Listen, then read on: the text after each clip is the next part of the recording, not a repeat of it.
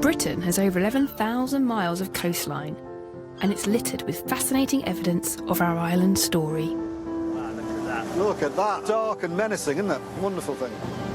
And what archaeologists are discovering has got them excited. It's massive, isn't it? It's basically what you can see when the tide goes out. The historical remains are revealed on the shoreline at low tide. And the reason they're excited is that more and more material is coming to light. Every day on a pebbly or sandy beach or a rocky foreshore, fascinating evidence of our island history appears and disappears as the tide rolls in and rolls back out again. U-boats, ancient footprints, abandoned barges, lost fortresses. We're in the world's first lifeboat station. They all need to be recorded because the coastline is now under threat. From rising sea levels, coastal erosion and sudden storm surges. So before the violence of the changing seas rips away our heritage, we're teaming up with 3 of Britain's leading coastal archaeologists to investigate these remnants of our past and try to uncover the amazing stories behind them. The conning tower would be next. This week, we're in the southeast, exploring the Essex coast and the estuaries of the rivers Thames and Medway. We'll be finding out how the ingenious people of Essex trapped fish long before the Norman conquest. We're finding all sorts of wonderful things like wattle, still intact here. Look. And why these sailing barges, once the glory of the East Coast, were dumped in this estuary mud. It's a shocking shame that such wonderful vessels should end up like this. And we'll be asking, exactly how did Henry VIII defend our borders after he took England out of the European Catholic Union? The whole of the coastline of Europe is facing Britain. Now, how scary is that?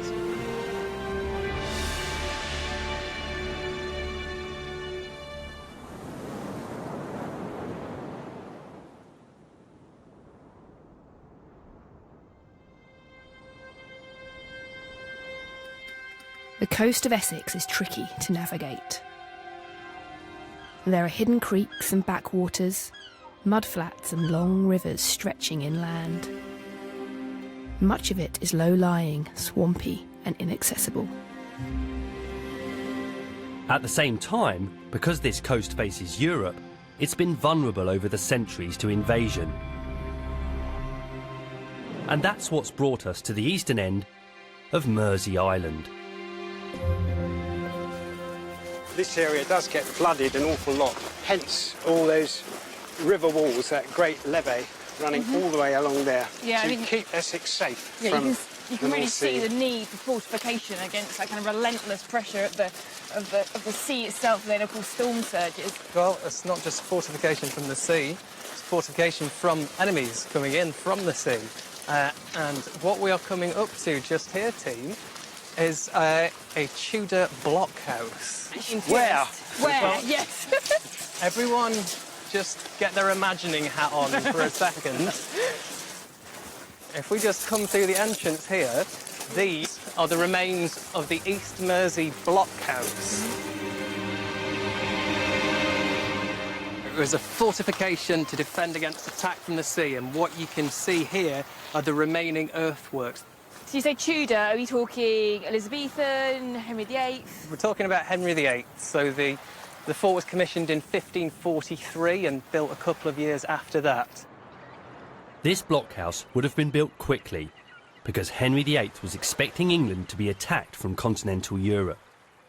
Following his marriage to Anne Boleyn and his declaration that he would be head of the Church in England, the Pope excommunicated him.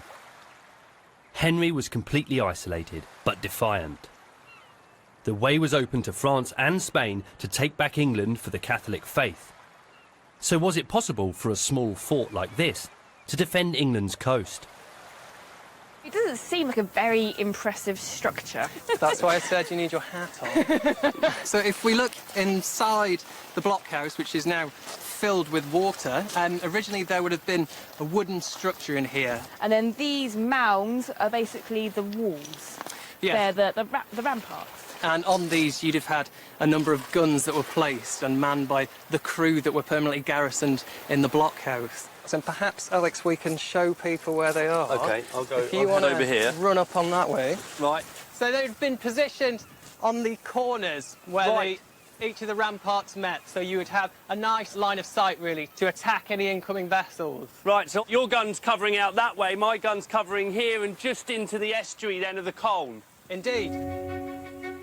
On its own, this tiny fort with 10 people in it, that's not going to stop French or Spanish armadas. Well, not unless they're very small.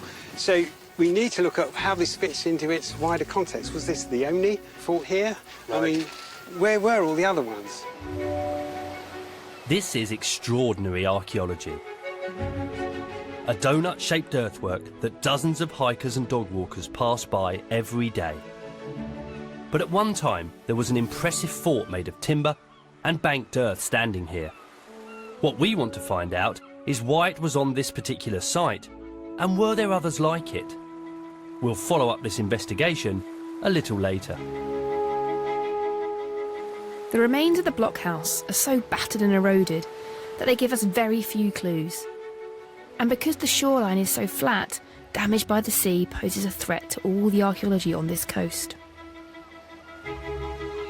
I've come to the estuary of the River Blackwater, close to the ancient Saxon port of Morden, famous for its salt. It's here that a dozen or so old cargo boats have been dumped in the estuary mud. They are disintegrating fast and won't last many more years. Locally, this is known as the barge graveyard. All of the boats here were built between around 1870 and 1912. That was the heyday of the Thames sailing barge. Just over a century ago, there were 2,000 working barges on this coast. They were flat-bottomed, ideal for getting up shallow creeks to collect goods. They carried coal, timber, food, wheat, beer, and hay for London's horses. And they brought bricks to London, some 450 million of them, to rebuild the Victorian slums. So how did these beautiful boats end up in the mud? It's incredibly tranquil here, but it's actually kind of sad. Yes, we are in a cemetery, and the bodies we can see here are all the remains of these Thames sailing barges, once these great working vessels. That particular vessel there is the William Cleverley. It was built in Rochester way back in 1899. And when it was launched, because the owner was a teetotaler, they didn't launch it with champagne, but with tea. The next vessel up here is a slightly later one. This is the Magmu, or Maggie, and you can see that's built far more strongly and a lot more ironmongery in it. Oh, yeah, loads it's of iron, later, yeah. and the construction's changed. The next ship to that is the oldest one we have here. It's 1879, another Rochester build, and that's the British Lion. And that vessel would cross the channel regularly, carrying stone. So how did it come to be here? Was this an old dock? No, this wasn't a wharf as such. As far as we know, it's the nautical equivalent of fly tipping. They were just dumped here. Bits of them were taken away by people who needed the odd futtock, and a lot of them were just burnt. Right. It's a shocking shame that such wonderful vessels should end up like this. After World War II, wooden sailing barges like these were replaced by huge container ships. But a few have been fully restored by their dedicated fans. And they're sailing again.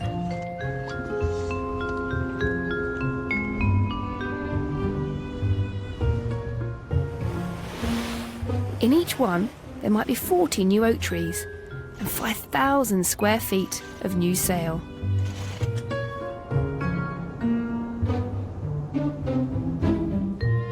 The cost of which explains why these barges are rotting away here.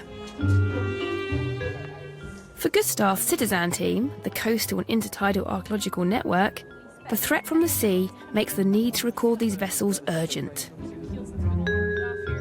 With help from volunteers, they're spending the day cleaning, measuring, photographing. But for the busy amateur archaeologists with less time, there's a shortcut. So we have this app that we've developed. All right, it's found us. Yeah, so it's found us here, and it's also found this assemblage of boats, but we haven't individually recorded each boat. So actually I was going to add one of the boats on right now if you'd like to go see how that works. Stephanie is going to show me how anyone who has the app can spot something of historical interest and record it for Citizen.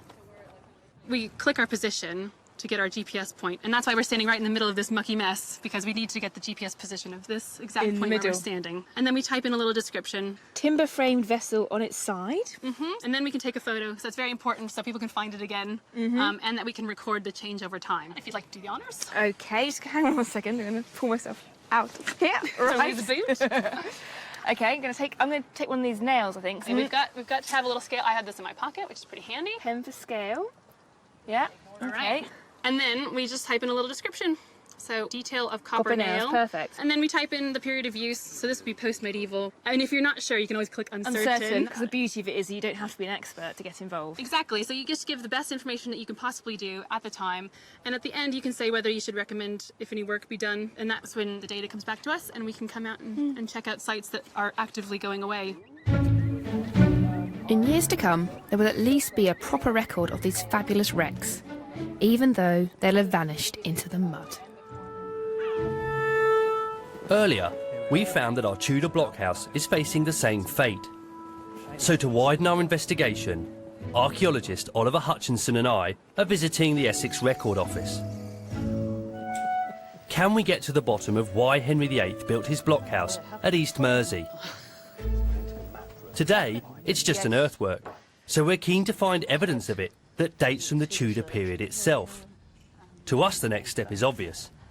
Old maps. Ellen, there's nothing I like more than a table full of old maps. I do like a good old map. We're trying to ascertain why Henry VIII sited his blockhouse on East Mersey. Can you help us? Yes, indeed. I think our best bet, if we look at this map, which is Christopher Saxton's county map of 1576, so we're around the beginning of the fort. As you can see, the Essex coast is quite long, but the main way in and out strategically is the rivers. Here we have the River Colne going up to Colchester, and here in the traditional very, very small writing is the blockhouse at East Mersey. So this is effectively protecting the way into Colchester, which is obviously a major, major town. It's the rivers in Essex rather than the coast, because the coast is very low-lying and marshy. Not where you'd want to land your army. No, because you would do what I do and lose your Wellingtons on several occasions as you sink into the mud flat. I mean, obviously it didn't stand alone. No. What do we know of the other forts in the region? Well, if you recall, we've got the Colne going up. Yeah. So, I mean, effectively, you need to be able to fire across. So we know from various documents there was another blockhouse that went with it. Now, we're not 100% sure of the location, but we can be pretty sure that it's at St Osyth. So the blockhouse at East Mersey must have been vital to the defence of the all-important military town of Colchester. The next step in our investigation will be to try to find the site of that second blockhouse just across the River Colne at St Osyth. It's a flint. Join us in part 2, when Tori gets her hands dirty beachcombing. Roman salt kilns. We uncover a puzzling wooden structure on the beach at East Mersey. Well, we guess these would have been at least that sort of height. The expectation that Napoleon would... And I learn how some Tudor forts were built of mud. And it's very surprising because it's not at all like the one you just visited.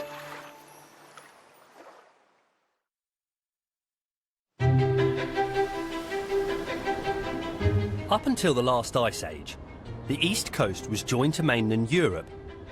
But around 8,000 years ago, a tsunami overwhelmed the low-lying land here, and Britain became an island.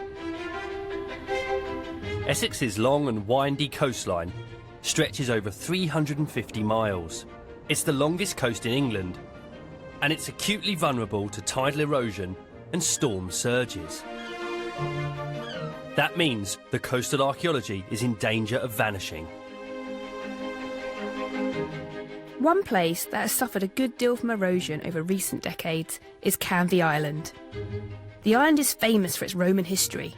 They made salt here 2,000 years ago, as they do now at Malden.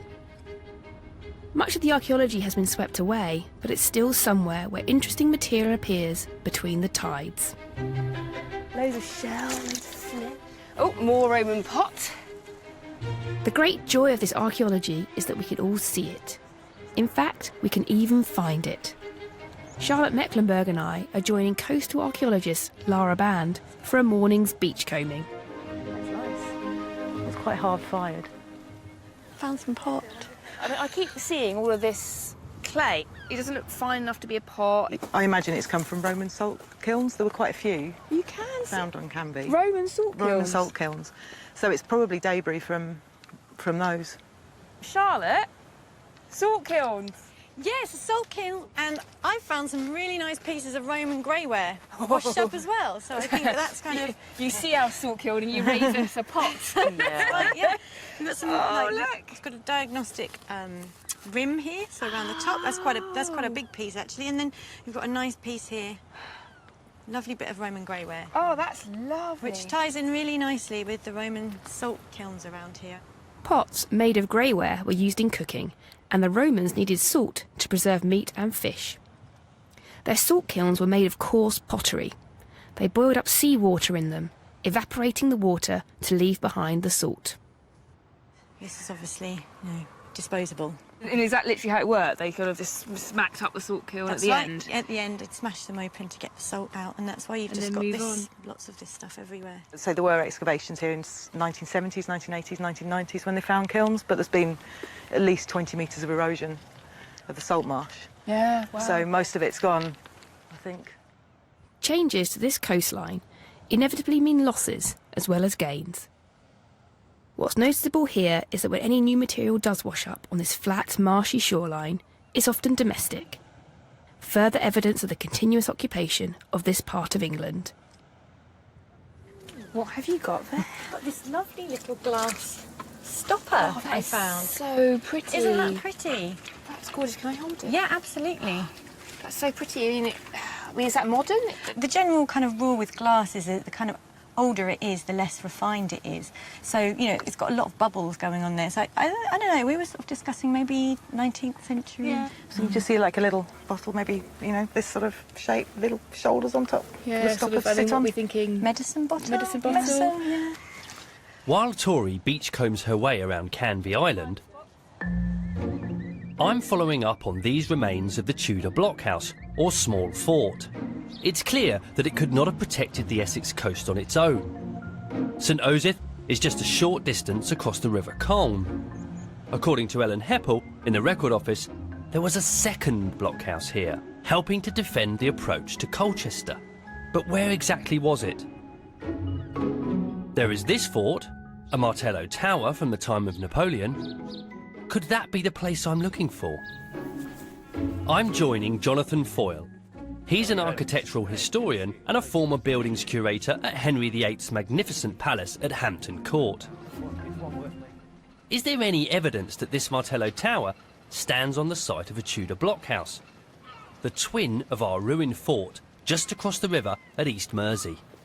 So if we think about the function of this Martello Tower, it's doing what the blockhouses of old were doing. It's protecting this river valley. That's right. One thing that remained constant, even though enemies changed, the constancy was in the landscape. Just here is a pinch point, and this, as well as the fort that you've just been to, Yep. are both within range so that you can defend the whole of the River Colne up to Colchester. Now, we had a look at the blockhouse over there on East Mersey, and I have to say, time hasn't been kind to it. You know, it's a couple of very crude earthen banks today. Do we know anything about the blockhouse here, the structure and the size and scale of the monument? Well, this building has obliterated it, but we're lucky because there's a plan, a drawing. Right. And it's very surprising because it's not at all like the one you just visited. Right. This one, you've got 1, 2, 3, 4, 5, 6, 7 sides. You can see the rationale for it. It's responding to the terrain and the river that surrounds it.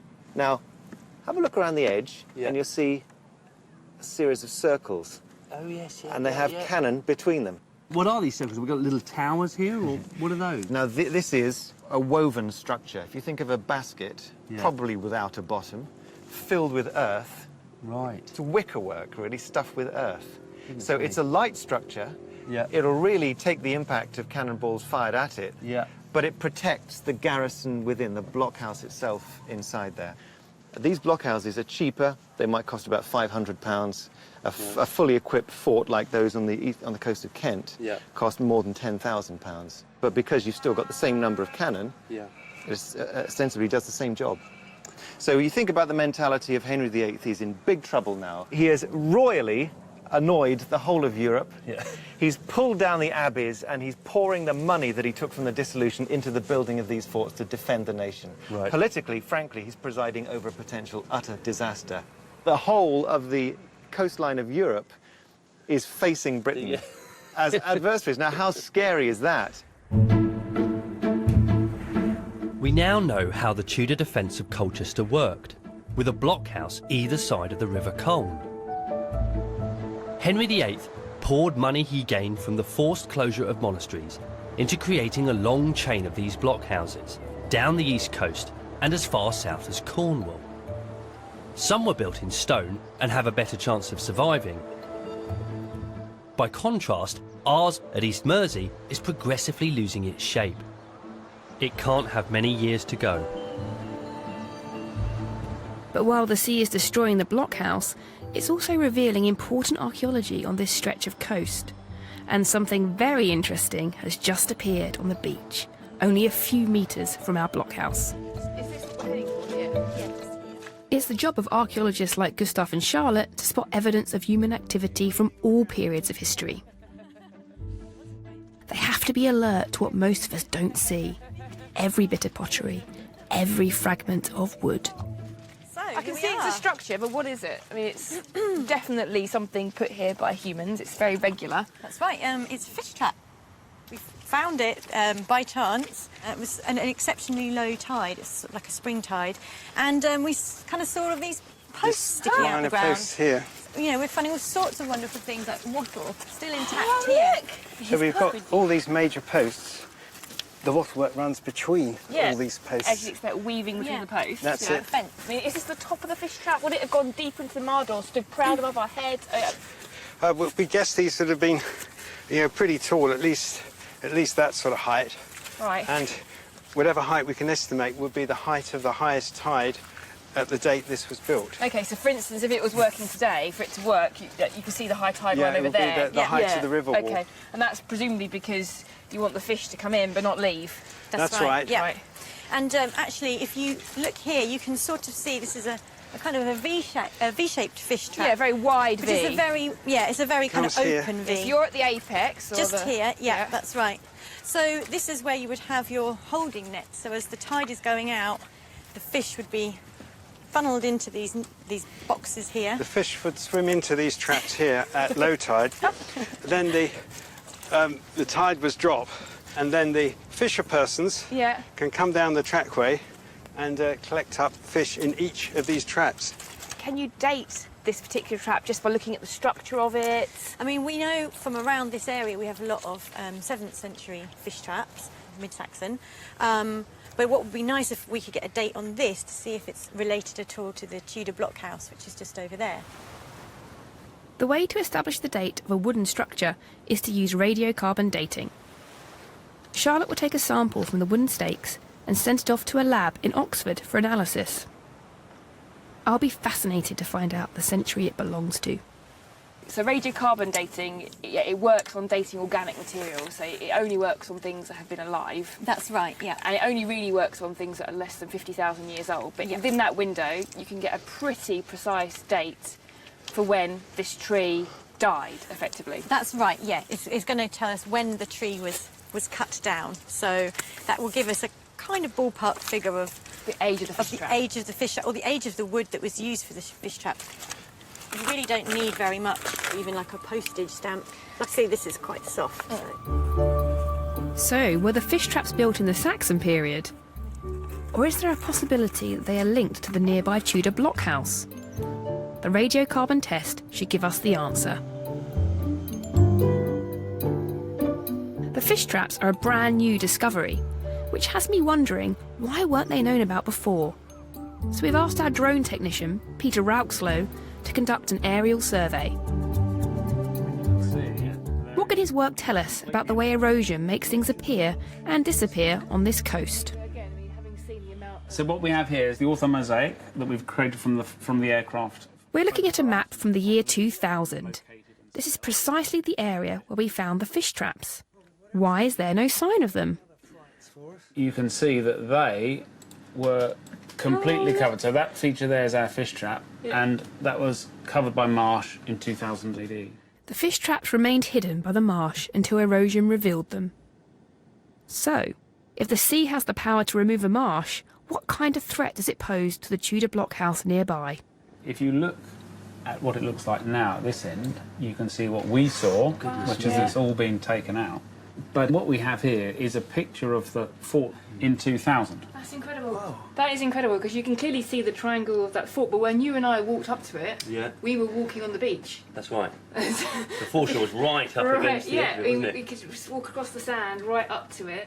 And it makes you think about, what could happen next, because we also know that the walls aren't made of really strong building stone, they're earthworks. Yeah. So they're really vulnerable to the being eaten away by the sea or a sudden storm surge or event. I mean, one more event like that and we could lose it entirely. Yet more evidence of how brutally the sea is ripping away our shoreline. So alongside being a place to fish and to trade, this coast has always been open to invasion from the sea.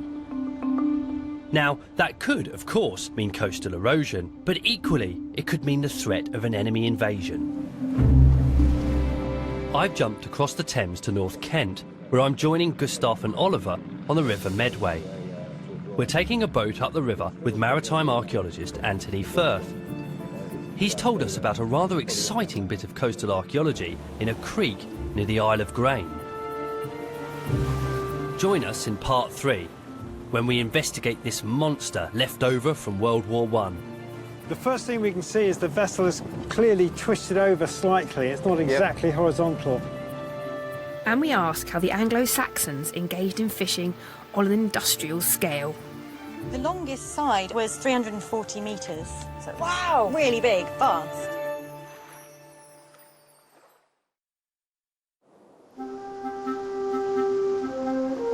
We're exploring the coast of Essex. So far, I've discovered the final resting place of some 19th century sailing barges. We're investigating the history of the Tudor blockhouse at East Mersey and the newly discovered fish traps nearby. And Alex?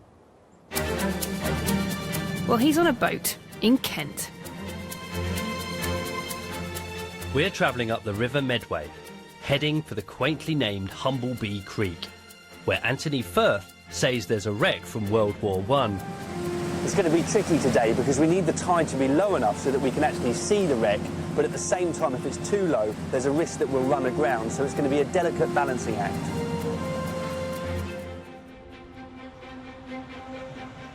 What's becoming clear to me is that no matter where you go on this east coast, there's evidence that this is a shoreline that has had to be defended throughout history. From the Romans and the Vikings. Then it was true in Henry VIII's time, when Britain was threatened by the Dutch in the 1600s, again by the French in the 1800s, and in the 20th century, the threat was German. There it is. Wow, just wrecked up here in a creek off the Medway. That's incredible, isn't it? It is incredible.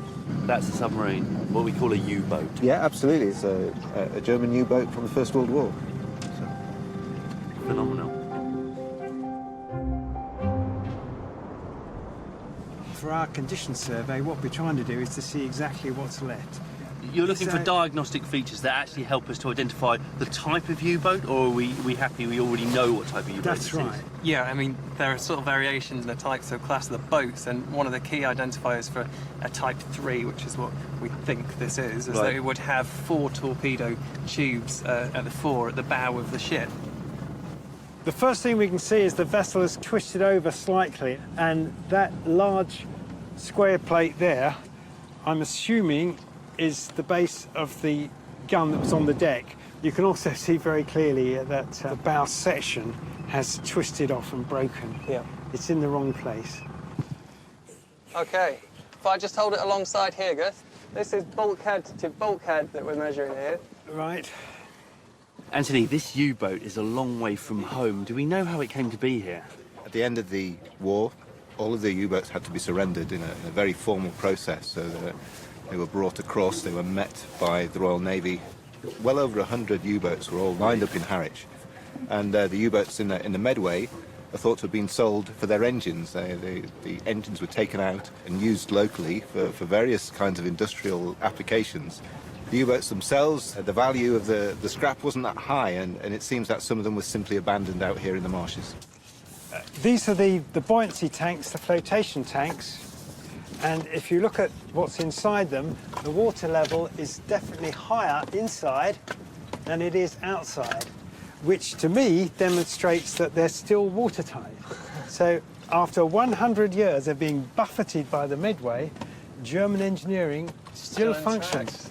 Wow. This is important work for the archaeologists. We can see the U-boat now because storm surges a few years ago led to lower tides. But it's difficult to reach, and it's a race against time to record its features before it is eroded away. And as we're passing, we can see the water is now rising fast, actually, in the pressure hull. And what's that? Does that look like a door? You're absolutely right. You can see the two jambs for the door, as it were. A very narrow door. They were much thinner in those days. They had a crew of 34, so that's 31 crew, 3 officers. That's actually an enormous number of people, isn't it? To fit into a vessel this size, that's quite a lot of people. And they'd be out for 4, 5, 6 weeks at a time. God, there must have been pretty grim conditions in there. Oh, yeah. Sailors' accounts refer to being grimy and greasy and unshaven, and the inside surfaces of the U-boat dripping in condensation. It's got this real sort of Jules Verne, 20,000 Leagues Under the Sea feel to it. You're really living in a machine. Living in the machine. Living in the machine, in a way that you wouldn't have been up to that point. And then here we have the most formidable bit of the U-boat, really. We arrived here with the expectation that this U-boat would belong to the UB3 class. To confirm that, we need to know if it had 4 torpedo tubes at the front. So we're sending down a waterproof camera to check out the rest of the bow. It's pretty murky in the estuary, but it does look like there are 4, making this one of the lethal type UB3s.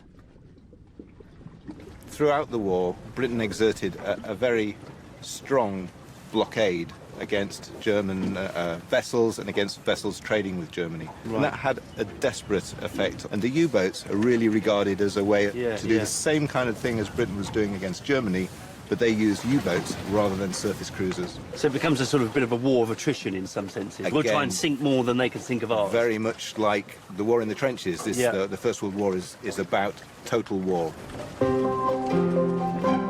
Looking at this hulk in Humblebee Creek, I'm wondering how Britain met the threat from UB3s, which sank ships on the east coast from the Thames to Tyneside. One answer was a weapon new to British defence, the float plane. The threat that German U-boats posed to Allied merchant shipping during World War I was colossal. Unchecked, they would have cut off vital supplies to the civilian population at home. Britain had to find an effective way to counterattack. Float planes, like the Short 184, were based all around the coast. They flew daily sea patrols to spot U-boats, which often travelled on the surface when they were vulnerable to attack. I've come to the Fleet Air Arm Museum in Somerset, where they have examples of these aircraft. Ah, the Short 184. Absolutely, and this is the last remaining piece of any Short 184 aircraft that exists anywhere in the world today. Wow. And this aircraft is the actual aircraft which took part at the Battle of Jutland. So, Right, so okay. it has a Wow. great significance from that. It's a crude beast, isn't it? Most of the frame is made out of wood here. We've got bits of metal, but one of the things I am struck by, though, is that sitting on top of the engine, you've got this enormous box, which looks for all the world like a sort of hamper or picnic box. What is that doing there? That is the aircraft engine's radiator. It is specifically put there to help to cool the coolant running through the radiator vanes. Yeah. The radiator vanes actually are quite easy to look through from the pilot's position. So, Oh, right, yeah, I can see. It's not solid. He Right. does have a bit of a view forward, Right. but they would have needed a very reliable engine, and a cooling system, of course, is vital for that. These seaplanes would attack U-boats using their bombs and guns, or they'd call in patrol boats with depth charges. With baby. What was it like to use this new technology? To be a World War I pilot? With your left hand, keep your head outside of the upper main plane, swing your right leg into the cockpit and stand in the middle of the seat. Oh, there we are. Right.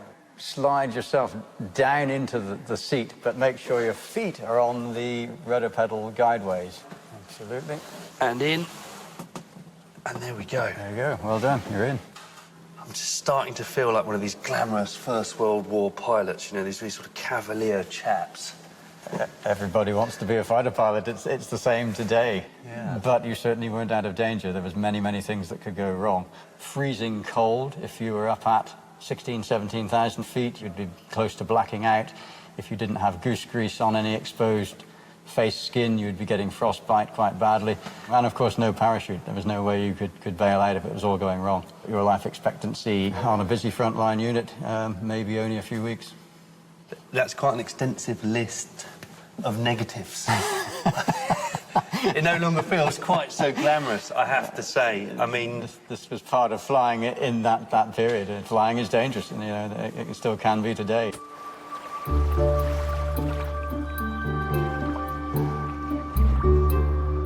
Exploring this low-lying coastline, the impression I get is that it's always been about invasion from the sea.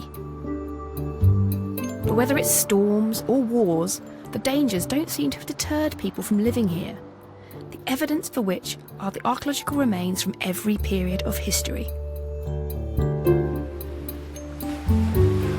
I'm following up on the fish traps our team found at East Mersey. I want to find out why they were made and who built them. I've travelled a few miles down the coast to Sales Point, at the mouth of the River Blackwater, to catch up with Oliver and Charlotte. Is it possible that other examples of ancient fishing can give us some clues? Hello. Hello. Hi, Tori. You are staring rather enigmatically out to sea. I am, What are you yeah. looking at? Well, we've come to the site of some of the biggest fish traps that we've got around this area on the coast. Blackwater Estuary is one of the largest and most important fish traps, which actually would be situated just beyond. We see these barge beds are. We can't see them today because they're quite far out on the waterline because of their age. So you only really get to see them at spring tides when it's really, really low. They're so far out because they represent where the low water line would have been when the traps were built. Which was? They were built in the 6th to 9th centuries, so they're mid-Saxon traps. Wow, obviously now we can only see them once or twice a year. They must have been more regularly exposed for them to be useful as fish traps. It would have been exposed virtually every day. So what it tells us, it doesn't tell us just the age of the traps, it tells us how this coastline has changed, how far the sea has moved inland since they were constructed and since they were being farmed. Wow. So this is a couple of pictures of Sales Point. You can get an idea of the size. The longest side was 340 metres. The second longest side was 240 metres long. That is vast. It is vast. They're going to catch a lot of fish. I mean, in some of these systems, Collins Creek, for example, which is further down in the Blackwater Estuary, has over 10,000 upright stakes, making it up. Wow. At the time these fish traps were in use, we all had to eat fish for religious reasons on Fridays and holy days. Is it possible the church was involved in the fishing here? After all, there was a local monastery. I think the evidence is pointing to the fact that it's probably linked to the monastery, which was founded in the 7th century. It turns out that all that remains of the monastery is the chapel of St. Peter on the Wall, and it's given its name to the shoreline. We have St Peter's Chapel up on the back there, but just here. Oh, St Peter's Flats. And there's Sales Point where we are. That's right. So we're on St Peter's Flats. We're on St Peter's Flats. The fish trap is built on St Peter's Flats. I mean, you couldn't really tie it in any better than that, I don't think. Join us in part 4, when we find out about the church that was a barn. These kind of big areas here, this is all 20th century replacement, and that's filling the holes that were the barn doors. And we finally put a date on the fish traps at East Mersey. That's all just a lot of numbers to me, so you might have to explain that in a little bit more detail.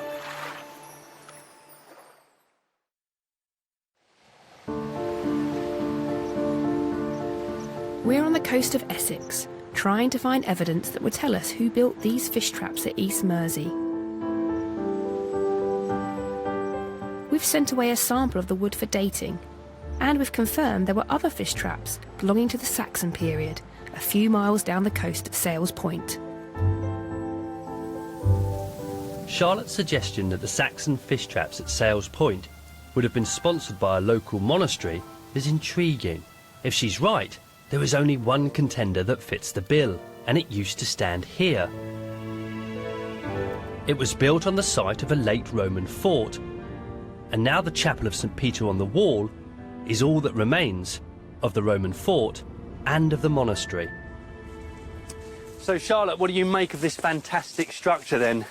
Well, there's a lot going on here, that's for sure. I don't know if you've noticed, but the kind of building material here is a hodgepodge of all sorts of things. Most excitingly, perhaps for me, is the Roman bonding tiles that you've got here, which kind of give you this lovely arch. But it's not Roman. It's it's Roman material, but not Roman. That's right. It's not Roman, but it's Roman material. It's been reused from the Roman structure that was here prior to it. St Peter on the Wall is a building riddled with clues to how it's changed over the centuries. Having been a monastic chapel, it was converted in the 1600s into a barn. You can see on this side these kind of big areas here. This is all 20th century replacement, and that's filling the holes that were the barn doors. Oh, right, because it looks to me like someone's crashed a car into or something. But you're saying there was... It does, yeah. OK, so there was a barn door there. There was. And if you've got a barn door on the other side, that kind of makes sense because, you know, threshing barns needed the wind to blow through them. Yep. So it's gone from being a church to being a barn, but we're now back as a church. The chapel here is very close to the fish traps at Sales Point. But is proximity alone enough to say there's a connection? When we think about those fish traps, monastic communities would have had a great need for fish, wouldn't they? They would have had a great need for fish in order to feed themselves, but then also to use as a commodity for trading. Yeah. Because where you've got, you know, big fish traps like we do know that we have around here, you get surplus. So, I mean, that would have been a great kind of trading point, exchange for the monastery. So, the monastery on this site would have been financially involved in the nearby mid-Saxon fish traps. But what about those fish traps over at East Mersey? By road, they're over 30 miles away, but by sea, it's probably less than 5. So could those traps also be Saxon, and also connected to the monastery? Or are they much more recent, Tudor perhaps, and connected to our blockhouse? There's one more bit of evidence we need. For the last few weeks, a laboratory in Oxford has been analysing the wood sample Charlotte took from the traps. So, you've got some results then, have you? We do, yes, very exciting. Do you remember that sample there? Remember the sample I took down in Mersey? So this is from the fish trap then in Mersey? This is from the fish trap, yep. Yep. And they've extracted a little sub-sample from that. Right. That was then put into the accelerated mass spectrometer. Right, OK. And it's come out. We now know what its radiocarbon date was, and if you look at this graph, there's our answer. Right, OK, well, that's all just a lot of numbers to me, so you might have to explain that in a little bit more detail. If we count? Yeah, really what you need to do is look at the date range in between these peaks. 95.4% probability that the age of this particular piece of wood from the fish trap is falling in between 1461 and 1636. Right. So it's quite a big date range, but of course our blockhouse 1540s is actually sitting sort of in the middle of it. In the middle, that's right, yeah. In other words, there's a very, very good chance that that fish trap was built in the same period as that blockhouse was operating. OK, so we're happy to say that this corresponds with perhaps the construction of the blockhouse, and at least with the garrison that would have been manning that blockhouse. Yeah, absolutely. They would have needed to supplement their diet, which they would have been able to do from the fish traps, but also they would have been able to supplement their income from selling the fish to the local community. And it would have been a nice little earner, actually. The fish trap's pretty sizable, so they would have been getting a nice harvest from it. A very nice little earner. We know, for example, that the Gravesend blockhouse, the captain of the garrison was getting £1 a week. Yep. His team were only getting 6pence a week. Now, that's virtually below the minimum wage. So it's quite likely that our guys were also having to subsidise their low wages. This result is great. It tells us that the fish traps were Tudor, and it gives us a fascinating insight into life in and around the blockhouse. The fort was, of course, built to help defend England against France and Spain in the 1500s. But for much of the time, it was home to a handful of underpaid soldiers, forced to turn their hand to anything that might boost their incomes. And those fish traps we found provided a solution. This coast, with its many rivers and estuaries, has taken quite a battering over the centuries. It's been an obvious target for invaders. The U-boat and blockhouse demonstrated that. And the North Sea itself has also been a pretty brutal invader, flooding towns and villages and eating away at the shoreline. And yet, equally, this has been a prosperous coast. The East Coastal Seaway has enabled trade to flourish. That's what's drawn people to live here, and explains why the coastal community has put up with storms and wars, and achieved a close, bittersweet relationship with the sea.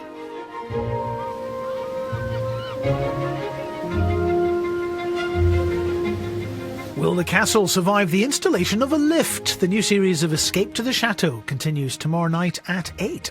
Next tonight, over on Morphor, from floods to tornadoes and hurricanes, a look back at Britain's wildest weather 2014. Next here, 4 magicians with crime in mind. Jesse Eisenberg and Mark Ruffalo head an impressive cast in Now You See Me.